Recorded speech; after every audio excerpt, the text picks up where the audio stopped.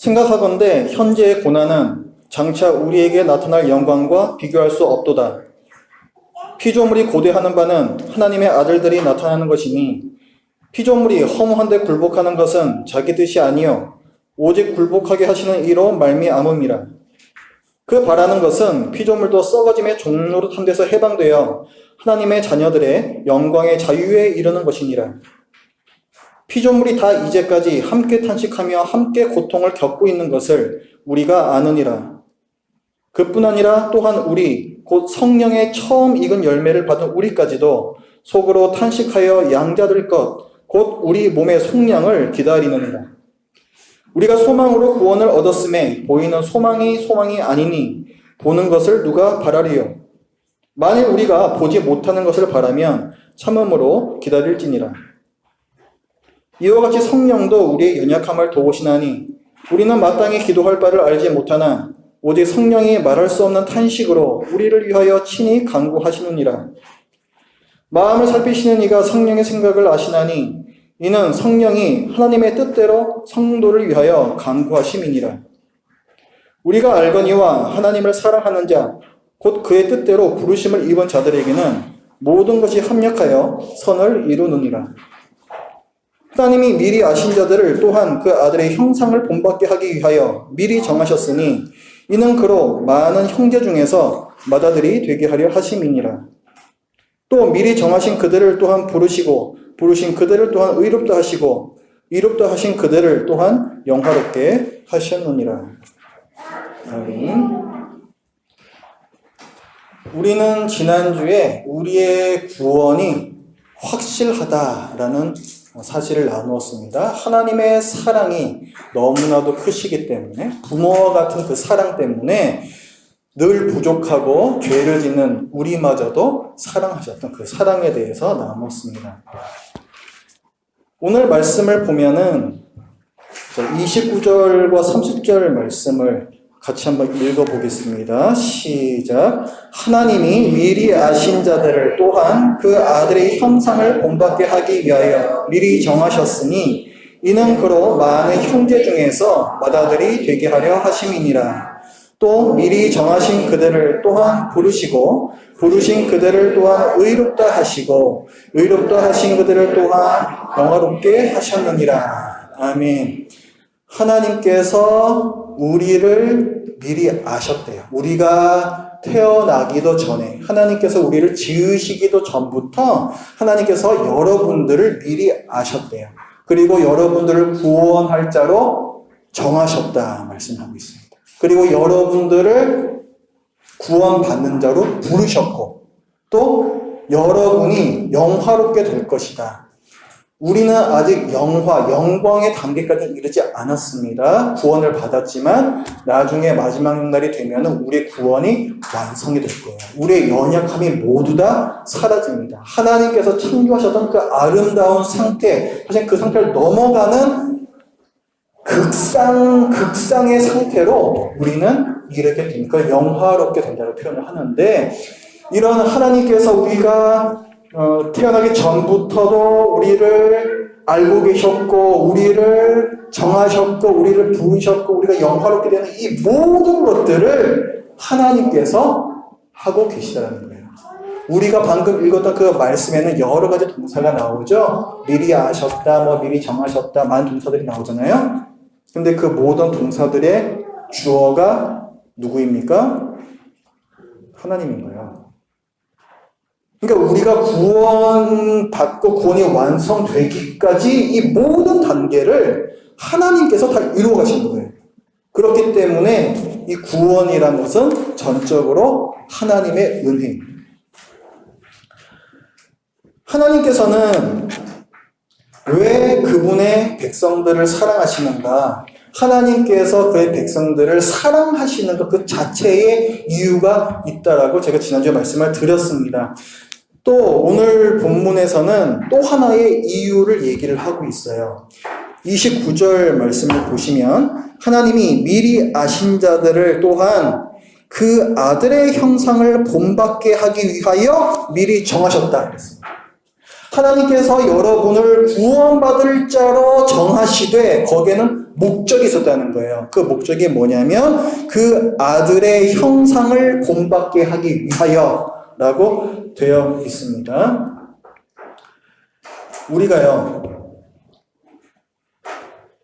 예수님께서 부활하신 후에 어떻게 되셨는지 우리는 알고 있습니다. 예수님께서는 십자가에서 죽으신 후에 사흘 만에 다시 부활하셨죠? 사실 부활하셨을 때 예수님의 몸이 영광스럽게 변하기 시작하셨습니다. 그리고 예수님께서는 승천을 하셨고 지금은 영광된 몸을 입으시고 하늘에 계세요. 우리도 나중에 되면 이 부활하신 예수님처럼 영광스럽게 변화가 됩니다. 사도 바울은 고린도 후서 3장에서 이렇게 얘기합니다. 우리가 다 수건을 벗은 얼굴로 거울을 보는 것 같이 주의 영광을 보매 그와 같은 형상으로 변화하여 영광에서 영광에 이르니 곧 주의 영으로 말미암음이니라. 우리가 마지막 날이 되면요, 예수님의 영광을 우리 두 눈으로 똑똑히 볼 수 있게 될 거라는 거예요.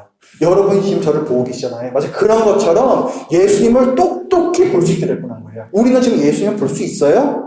없잖아요. 근데 그날에는 그렇게 될 거라는 거예요. 뿐만 아니라 우리 자신도 그와 같은, 우리 주님 같은, 우리 주님 예수님과 같은 형상으로, 예수님의 형상으로 변화하여 영광에서 영광에 이른다. 영광의 모습으로 변화가 될 거라는 거예요. 이것이 오늘 그 30절에서 말씀하시는 마지막 부분에 그들을 또한 영화롭게 하셨느니라 라는 말씀의 의미입니다. 그러니까 이것은 신자 여러분 한 분 한 분의 구원의 완성이라고 얘기할 수가 있을 거예요. 여러분 한 분 한 분의 영화롭게 됨이라고 말할 수가 있습니다. 그런데 오늘 말씀을 보면 19절 말씀에 보면 이렇게 말씀하죠. 피조물이 고대하는 바는 하나님의 아들들이 나타나는 것이니 이렇게 얘기하고 있습니다. 하나님의 아들들이라는 것은 그렇게 변화된 영광스럽게 된 우리를 말하는 거예요. 하나님의 아들, 우리가 그렇게 변화될 것을 누가 고대하고 있다라고 말합니까? 19절에서 누가 고대하고 있대요? 피조물들이 고대하고 있대요. 피조물들이라는 것은 하나님께서 만드신 모든 것들, 이 세상 전부가 그 날을 기다리고 있다는 거예요. 우리가 어서 그렇게 변화될 것을 기다리고 있다라고 얘기를 하고 있어요. 고대한다. 목이 빠지도록 기다린다는 거예요. 좀 이상하지 않습니까? 마지막 날이 되면 우리가 영화롭게 변화가 돼요. 이것은 우리한테 좋은 일이잖아요. 우리한테 좋은 일이란 말이에요. 그런데 왜 온 세상이 그 날을 목이 빠지게 기다리고 있는 거죠? 지금 피조물들은 어떤 상태인가? 22절 말씀을 같이 읽어볼까요? 시작. 피조물이 다 이제까지 함께 탄식하며 함께 고통을 겪고 있는 것을 우리가 아느니라. 피조물은 지금 어떤 상태래요? 함께 탄식하고 함께 고통을 겪고 있다고 얘기하죠. 이게 지금 온 세상의 상태라는 거예요. 이 세상에 있는 모든 것들이 이런 고통 때문에 탄식하고 있다는 거예요. 왜 이 세상이 그렇게 탄식을 하고 있을까요? 힘들어서 그렇다는 건데, 자, 우리는 뭐가 힘듭니까? 우리는 이 세상 살면서 뭐가 힘들어요? 우리 자녀들 학교 다니면서 많이 힘들죠? 공부하는 거 힘들죠? 근데 그게 정말 힘든 거예요? 아니에요. 열심히 공부하지만 그에 따른 합당한 결과를 보지 못하는 게 그게 사실 힘든 거예요. 아무리 열심히 공부해도 성적이 오르지 않는 거, 그 사실 자체가 사실 힘든 거예요. 직장에 다니시는 분들은 어떻습니까? 여러분들 하루하루 일터에서 그 일 때문에 힘들고 사람들 때문에 빈정 상하고 마음 상하고 그렇게 일하시잖아요. 그게 힘들죠. 하지만 정말 그것 때문에 힘듭니까? 내가 아무리 열심히 일해도 지금 이 현실을 탈출할 수 없다는 그 사실이 사실은 그게 힘든 거예요.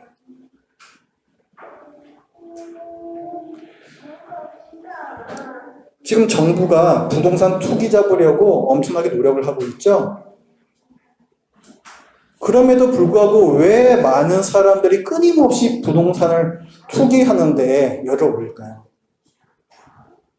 그것은 우리가 열심히 성실히 아무리 살라고 해도 이 현실을 벗어날 수 없다라는 거기에 대한 방증인 거예요.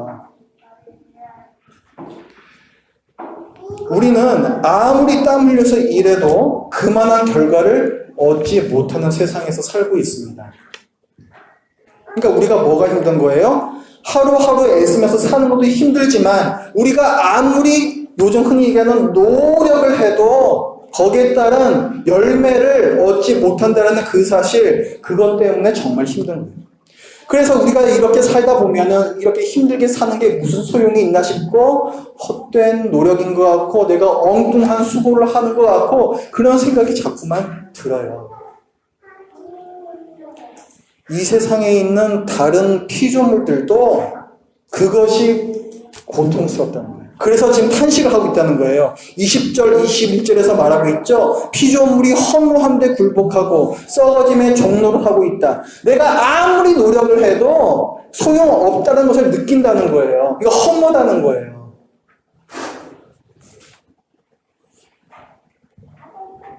그래서 23절에서 보면은 우리는 그런 현실에서 탄식한다 얘기를 하고 있고 또 22절에서도 피조물들이 다 탄식하고 있다 이렇게 얘기를 하는 것입니다. 왜 세상이 이 모양일까요? 하나님께서 만드신 세상이 도대체 왜 이 모양일까요? 아담 때문에. 아담이 범죄해서 이 세상이 저주를 받았기 때문에 그렇습니다. 창세기 3장 16절부터의 말씀을 보면은 아담이 선악과를 따먹는 죄를 저지른 후에 하나님께서 이렇게 말씀하십니다. 아담에게 이르시되 네가 네 아내의 말을 듣고 내가 네게 먹지 말라 한 나무의 열매를 먹었은즉 땅은 너로 말미암아 저주를 받고. 누가 저주를 받는다고요? 땅이 저주를 받는데요. 땅은 이 세상을 가리키는 거예요. 아담의 범죄 때문에 땅이 저주를 받았어요. 그래서 어떻게 됐는가? 너는 내 평생에 수고하여야 그 소산을 먹으리라. 힘들게 일해야만 먹고 살 것을 얻을 수 있을 거다. 이렇게 말씀을 하세요. 땅이 저주를 받았기 때문에 땅이 내게 가시덤불과 엉겅퀴를 낼 것이라. 네가 먹을 것은 밭의 채소인즉 네가 흙으로 돌아갈 때까지 얼굴에 땀을 흘려야 먹을 것을 먹으리니.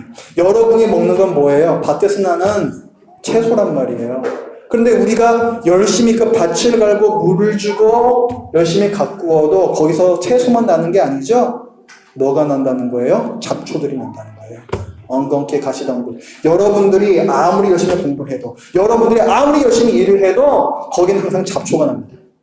여러분들의 땀방울들이 그대로 열매를 맺히지가 않아요. 어디론가 그것이 새버립니다. 왜 그렇게 됐다? 아담이 죄를 저질렀기 때문에. 땅이 저주를 받아서 이 온 세상이 죄의 저주 아래 있기 때문에 그런 거예요. 그렇기 때문에 이 온 세상의 피조물들이 다 그 상태를 괴로워하고 있고 그 상태에서 벗어나기를 원하고 있는 거예요. 그게 21절의 말씀이죠. 그 바라는 것은 피조물도 썩어짐의 종로로 턴 데서 해방되어 모든 피조물들이 그 허무한데 굴복하는 것, 우리가 아무리 열심히 일해도 헛된 곳으로 땀방울이 흘러가 버리는 그 상태에서 해방되는 것을 다 원하고 있다는 거예요. 여러분뿐만이 아니라 온 세상의 동물, 식물들도 다 그것을 원한다. 아니, 아담이 범죄했다고 온 세상이 죄의 저주 아래 있게 되다니요? 그게 무슨 얘기입니까? 이런 거예요. 여러분들이 다 가정이 있잖아요. 한 가정에서의 어떤 식구 하나가 식구 하나가 어떤 변화가 있게 되면은 그 가족 전체가 영향을 받게 됩니다. 예를 들어서 가족 구성원 중에 누군가가 건강이 굉장히 악화가 됐어요. 그럼 그 가족 전체의 삶이 바뀌어요. 그때부터. 그렇죠? 특히 가족 구성원 중에서도 가장 아버지가 되었든 어머니가 되었든 그 누가 되었든 가장이 어떤 변화를 입게 되면은 그 영향력이라는 것은 더 커지는 거예요. 아담은요, 집안을 다스리는 가장과도 같은 존재였어요. 하나님께서 아담을 지으실 때 이렇게 말씀하셨습니다. 우리가 사람을 만들고 그들로 바다의 물고기와 하늘의 새와 가축과 온 땅과 땅에 기는 모든 것들을 다스리게 하자. 지금 육해공군 다 나왔어요. 그죠? 하늘과 바다와 땅과 이 온 세상에 있는 모든 것들을 다 다스리게 하자. 누구한테? 아담한테. 그것이 사람을 지으신 목적이거든요. 그런데 이 온 세상의 가장이라고 할 수 있는 온 세상을 다스리는 이 아담이 타락했어요. 그랬더니 그 영향력이 온 세상에 끼쳐지게 된 거예요. 아담의 타락은 온 세상에 영향을 끼쳐서 온 세상이 죄의 저주 아래에 있게끔 만들었습니다. 그러면은 온 세상이, 지금 이런 온 세상이 죄의 영향력에서 벗어나려면 그러면 거꾸로 어떻게 하면 되겠어요? 이 세상을 다스리는 가장이 회복되면 되는 거예요. 이해가 되세요? 이 사건이 실제로 일어났습니다. 어떤 사건으로? 예수 그리스도의 대속의 죽음과 부활 사건으로 이 사건이 일어난 거예요. 예수님께서 아담을 비롯한 모든 사람들의 모든 죄의 대가를 받아내셨습니다. 죄의 저주가 거치는 거예요. 그리고 부활하셨죠? 영광스럽게 되시는 거예요. 영광스럽게. 예수님께서 이 세상을 다스리시는 거예요. 근데 보세요. 하나님께서 아담을 지으셨잖아요. 자, 그럼 이제 아담과 하와 너희 둘이서 이 세상을 전부 다스려라. 언제까지나 이렇게 생각을 하셨습니까? 이 넓은 세상을 아담과 하와 둘이서 다 다스리라고 그렇게 말씀하셨어요? 아니죠. 그럼 어떻게 다스려야 되겠어요?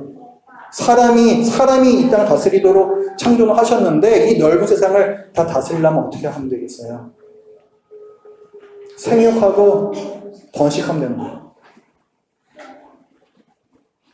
생육하고 번성하여 땅에 충만하라. 그래서 그 명령하신 거죠.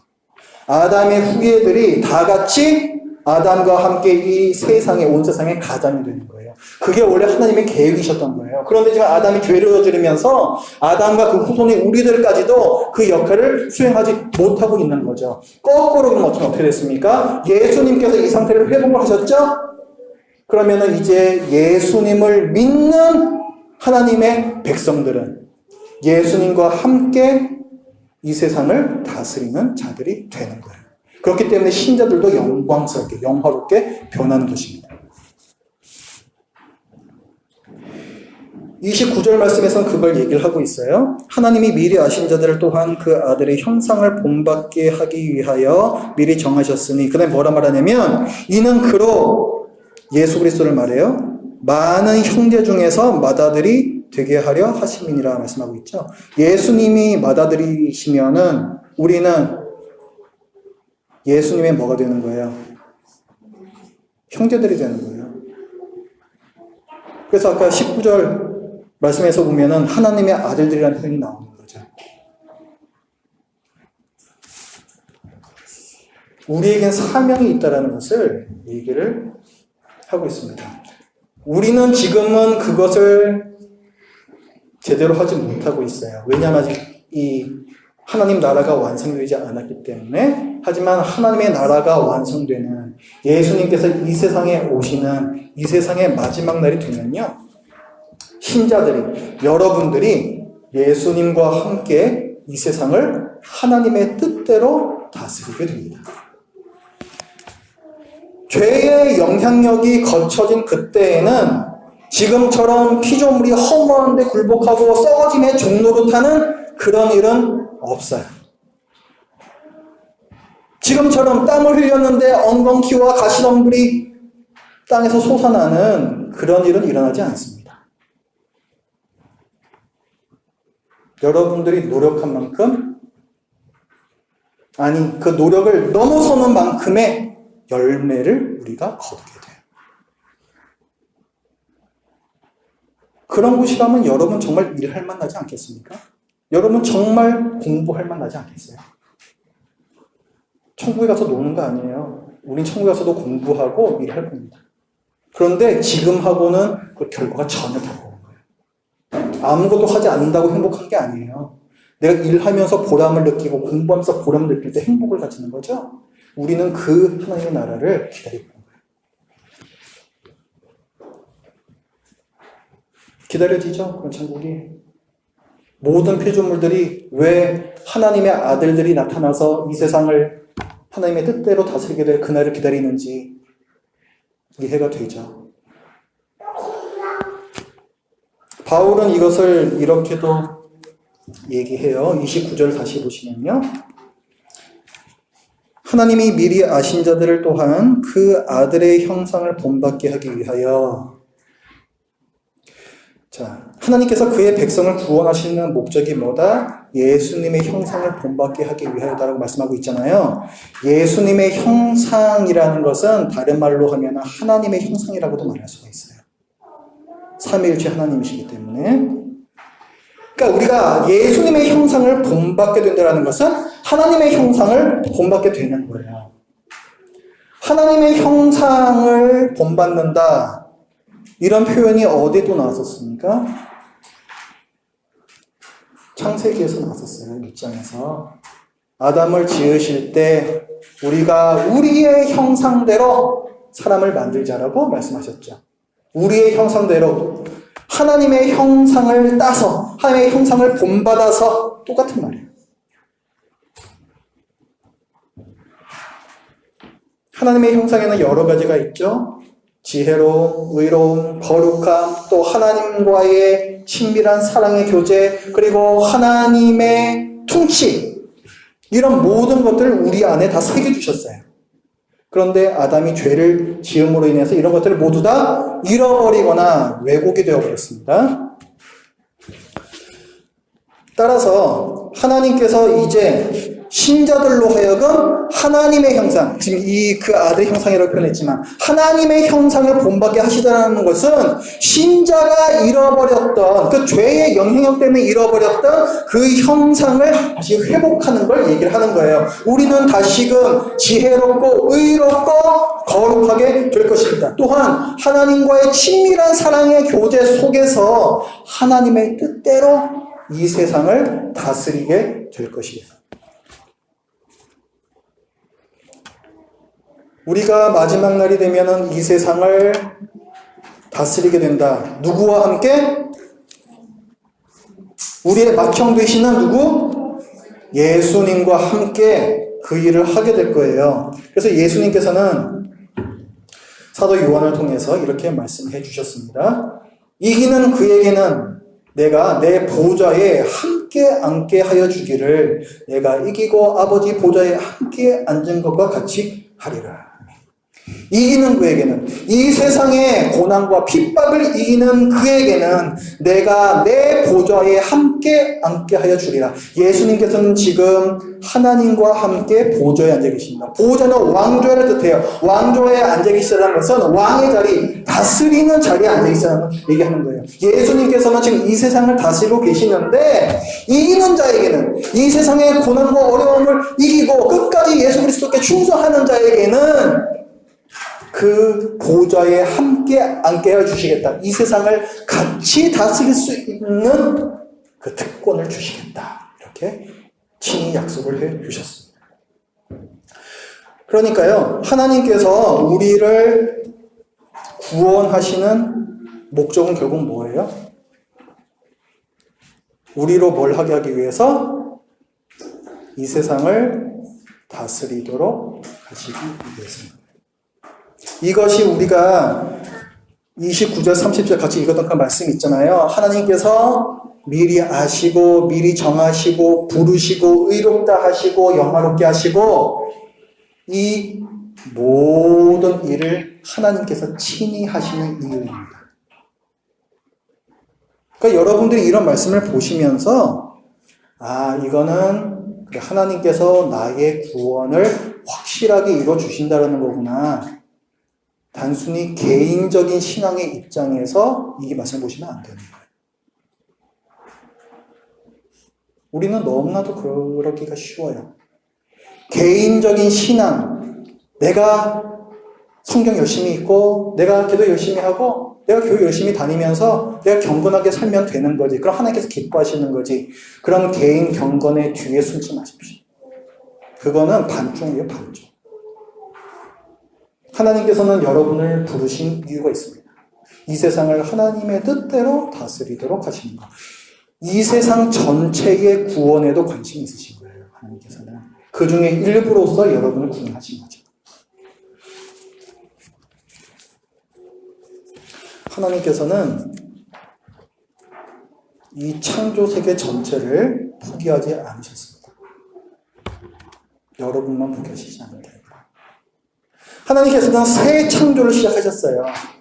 예수님을 맏형으로 모시면서 새롭게 된 신자들이 하나님께서 이 세상을 창조하셨던 바로 그때의 그 목적대로 새롭게 된 하늘과 새롭게 된 땅, 새 하늘과 새 땅을 하나님의 뜻대로 다스리도록 하는 그 일을 시작을 하셨습니다. 우리가 예수 그리스도와 함께 다스리게 될 그 새 하늘과 새 땅, 그것이 바로 하나님의 나라입니다.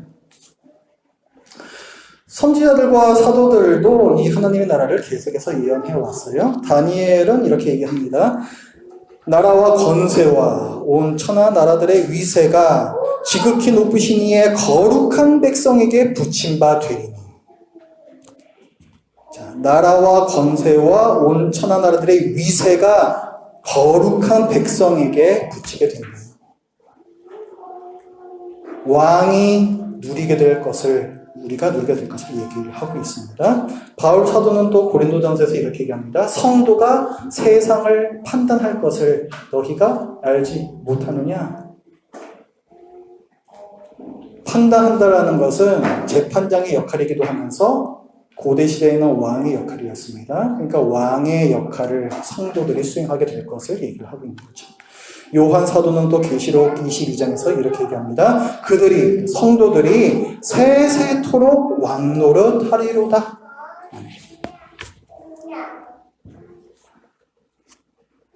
아니, 저는 잘 이해가 안 됩니다. 아니, 이해는 하겠지만 잘 와닿지는 않습니다. 우리가 이 세상을 다스린다뇨. 저는 지난주에도, 그리고 불과 어제만 하더라도 사람들에게 무시당하고 또 그것 때문에 상처받고 낙심하고 절망했었습니다. 사람 한 사람 때문에 이렇게 힘들어하고 있는 제가 어떻게 이 세상을 다스린단 말입니까? 와닿지 않죠. 정말 그렇게 될까 싶습니다. 하지만 신자는 믿는 사람이에요. 신자는 보이지 않는 것을 믿고 바라는 사람들입니다. 보이는 것을 바라는 게 믿음은 아니죠. 보이지 않는 것을 바라는 사람들에게는 그래서 인내가 필요해요. 베드로 사도는요, 우리보다 더 무시당하고 더 상처받는 그런 모든 상황 속에서 하나님의 뜻대로 다스려지는 하나님의 나라를 믿으면서 인내했습니다. 베드로후서 3장에서 이렇게 얘기해요. 우리는 그의 약속대로 의에 거하는 바, 지금 이런 불의한 세상이 아니라 하나님의 의가 행해지는 그런 새 하늘과 새 땅을 바라보는도다. 바울 사도 역시 매 맞고 굶주리고 죽음의 문턱을 몇 번씩 넘나드는 그런 경험을 하면서도 보이지 않는 것을 바라며 인내했습니다. 18절이 그 말씀이죠. 생각하건대 현재의 고난은 장차 우리에게 나타날 영광과 비교할 수 없다. 그 질적인 면에서도 그렇고 그 양적인 면에서도 지금은 잠깐 고난을 받지만 우리의 영광은 영원한 거예요. 시간의 개념을 뛰어넘는 영원한 것입니다.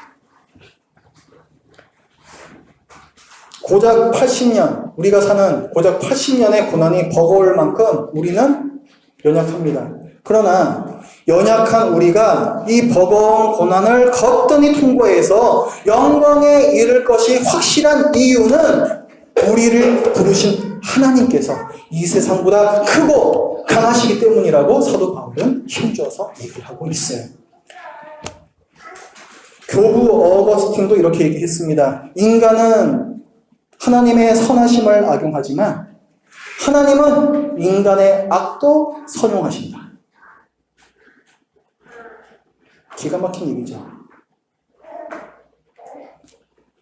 바울 버전으로 바꾸면은 28절의 말씀이 됩니다. 같이 읽어볼까요? 시작. 우리가 알거니와 하나님을 사랑하는 자, 곧 그의 뜻대로 부르심을 입은 자들에게는 모든 것이 합력하여 선을 이루느니라. 아멘. 여러분도 좋아하시는 말씀이죠? 근데 이 말씀처럼 잘못 사용되는 말씀도 흔치 않습니다. 모든 것이 합력하여 선을 이룬다라고 할 때 이 선이 무엇인가를 우리가 제대로 알아야 돼요. 지금 이 말씀은 고난 가운데에서도 완성될 우리의 구원을 말하고 있습니다. 그리고 우리의 구원뿐만 아니라 온 세상이 회복되는 그 구원을 얘기하고 있는 맥락 가운데 있어요. 그러니까 모든 것이 합력하여 선을 이룬다라고 할 때 이 선이라는 것은 이 세상에서 우리가 돈을 많이 벌고 뭐 복권이 당첨되고 뭐 올림픽 나가서 금메달을 따고 이런 걸 말하는 게 아니에요. 내가 훈련은 정말 힘들었지만 하나님께서 나에게 금메달을 주실 것이라는 믿음으로 이 말씀을 계속해서 되뇌인다면은 그거는 잘못된 겁니다. 그런 뜻으로 이 말씀을 적어주신 게 아니에요.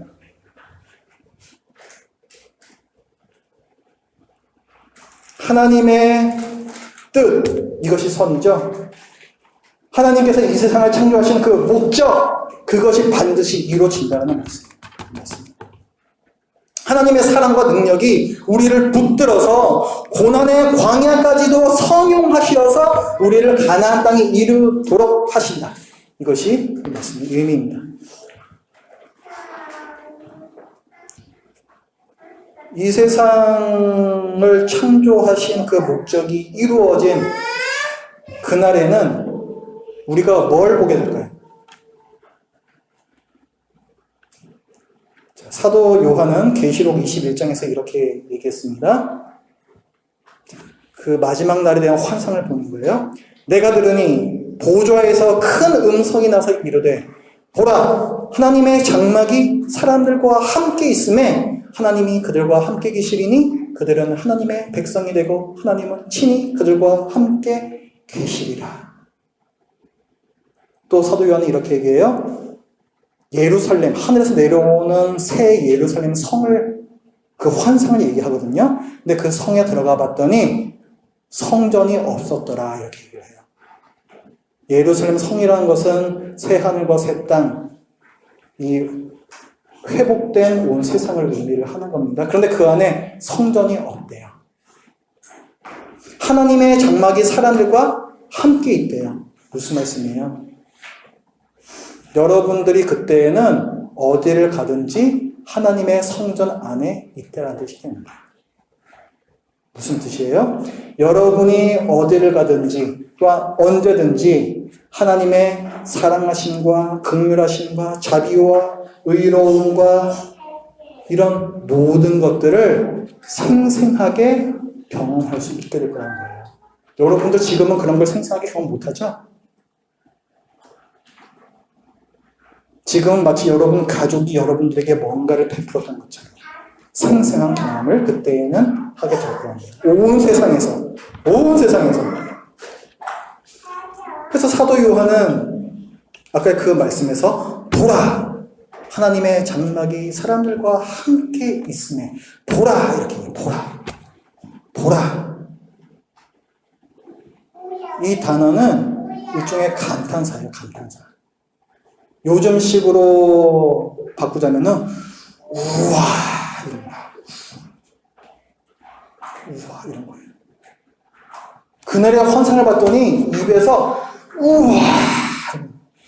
내가 여기를 봐도 저기를 봐도 하나님의 경험이 되는 거예요. 그 안에서. 하나님의 은혜가 경험이 되고, 하나님의 의로우심이 경험이 되고, 내 입에서 탄성이 터져나가는 거죠. 지금 이 세상을 보면은 우리의 이 굳게 담궈둔 입술에서는 한숨과 탄식이 새어나옵니다. 하지만 새하늘과 새 땅이 완성되는 날에는 여기서도 저기서도 온 세상을 가득 메우고 있는 하나님의 어떠하심, 그것을 우리는 보게 될 거예요. 그래서 우리 입술에서는 이제는 우와 하는 탄성이 터져나올 것입니다. 이 믿음과 소망을 붙들고 이 세상을 이기시고 끝까지 주님께 충성하십시오. 예수님께서 약속을 해주셨어요. 이기는 자와 끝까지 내 일을 지키는 그에게 만국을 다스리는 권세를 주리라. 여러분에게 주시는 약속의 말씀 받으십시오. 기도하겠습니다. 하나님 아버지, 저희들 사도 바울의 로마서를 통해서 하나님께서 왜 우리를 구원하셨는가, 우리가 받게 되는 하늘나라가 어떤 것인가, 또 우리가 받게 되는 이 영광스러움이 어떤 것인가에 대해서 나누었습니다. 하나님, 저희들이 나 하나의 구원, 나 하나의 영광스러움, 이런 것들에 안주하지 않도록 하여 주시고, 온 세상을 영광스럽게 하시는 그 하나님의 큰 계획 아래에서 저희 자신을 바라볼 수 있는 지혜로운 안목을 허락하여 주시옵소서. 예수님의 이름으로 기도드립니다. 아멘.